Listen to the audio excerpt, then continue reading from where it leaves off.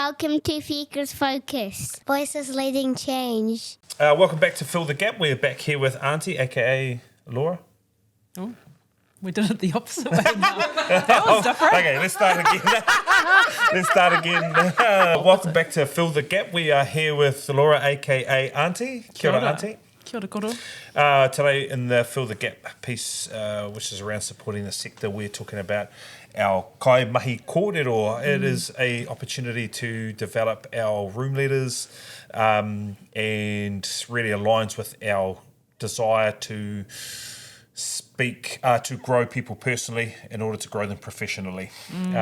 So Aunty, what was it we did on the Kaimahi Kōrero night? So to kind of break down, I guess we would probably start with why we were doing it. So what we did was obviously host a Kaimahi workshop, when we named that Kaimahi Kōrero, and it's going to be there's going to be multiple sessions or workshops following that. But at the core of why that, or how that came about, was us as a leadership council. We gather together every Friday, and we're constantly talking about growth, and obviously personal growth, not just for ourselves, but for our whole Future Focus whānau. From there, I guess the kōrero has always been structured around what we can do to help support them in those ways and help grow them. But it's kind of the back end of that has come from our philosophy around knowing our tamariki before we teach them. So know me before you teach me. And in a leadership space, what that looks like for us is know me before you lead me.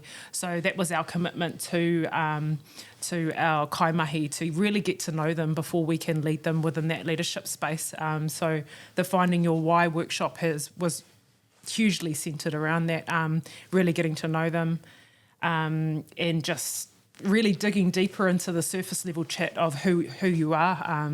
Ko waikoe, we want to know deeper. And from a Māori lens, it's a lot deeper than that. So just really diving in and making that commitment to our kaimahi that we do want to ensure that we've created a place to belong, but also we do want to know them on a deeper level, to dive into their purpose and why they're here. So we structured it around Simon Sinek's Golden Circle TED Talk, which is 40 million views or whatever, and something that's been around for well over a decade. And the book Find Your Why is written by Sinek as well as another couple of people who are skilled in pulling that sort of, and it's actually a workbook that you can work right through, so that you're really pulling down.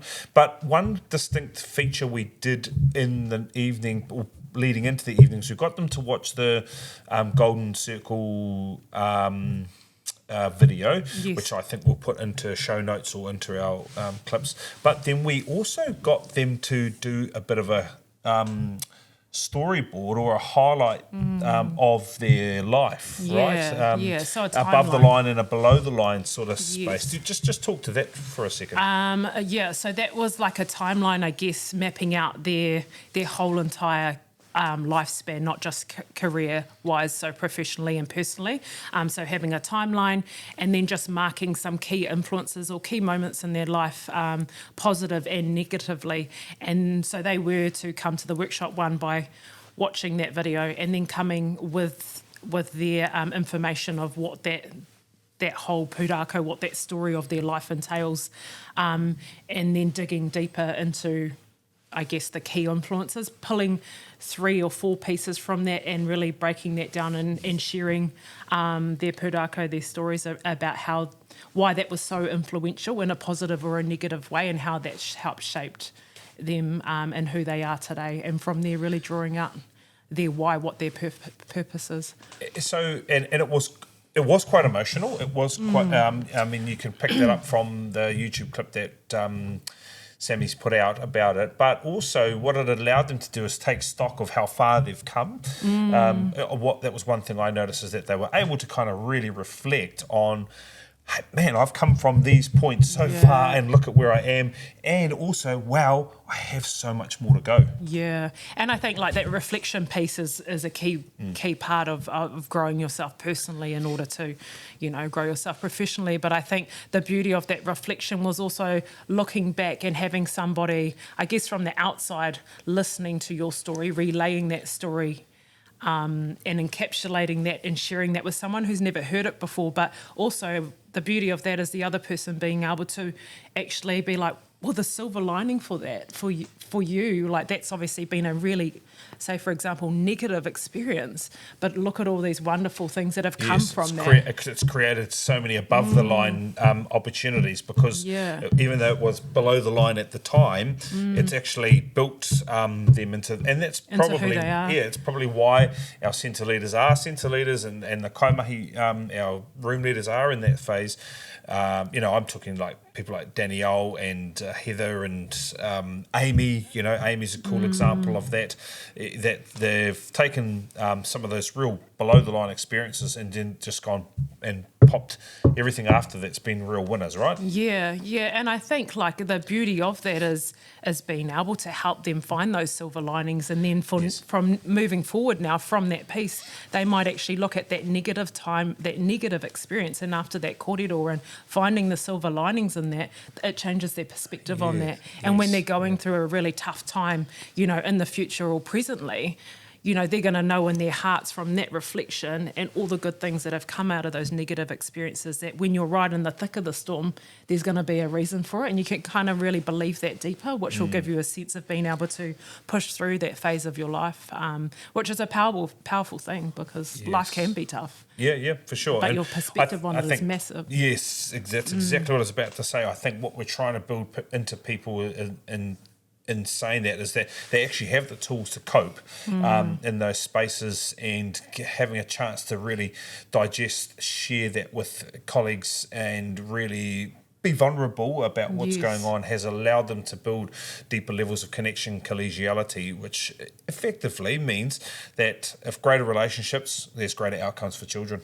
Oh, yeah, 100%. You are who you are wherever you are, right? Yep. So I could be one person here, but in the space of my home life, it's exactly the same. They all intertwine, if you're happy in your mahi and you're feeling that sense of fulfillment, the outreach of that, the extension of that is going to be the mahi that you do with your tamariki, with your team, with your whānau, with your friends, and why wouldn't we want to allocate time and really value that time and do this kind of mahi with our people, because ultimately like that is what matters. And when we talk about a place to belong, this is how we do it, So where to, we've set the date of 20 September. So where to, just quickly, where to next? What are we expecting to see in the next phase? So where to next? In the next workshop, we're currently mapping out.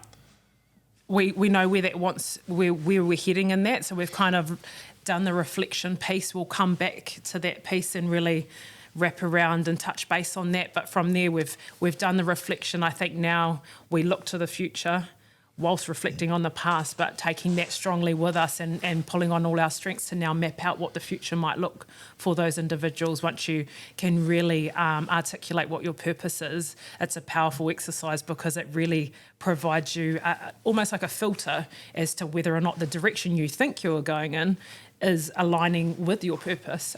So that's going to be a really beautiful collaboration between the two worlds, the two spaces. So we'll be mapping out what the future looks like for them, how we can support them personally, professionally, whether or not that's within our space or that might even look like them going into another organisation. Or another career. Yeah. And we're hugely committed to not keeping them here in Future Focus, ensuring that they are meeting all their... We'd love to. But that would be the ultimate. If our kaupapa doesn't fit their growth and their kaupapa, we're okay, but we just want to make sure we grow them so that when they go to their next kaupapa, that they're actually ready for it, they can take it on. Yeah, it extends bigger than us, than ourselves as Future Focus. It's beyond that.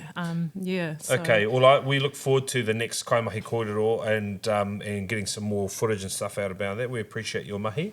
Thank you, Aunty. Kia ora. Let's fill the gap. Thank you.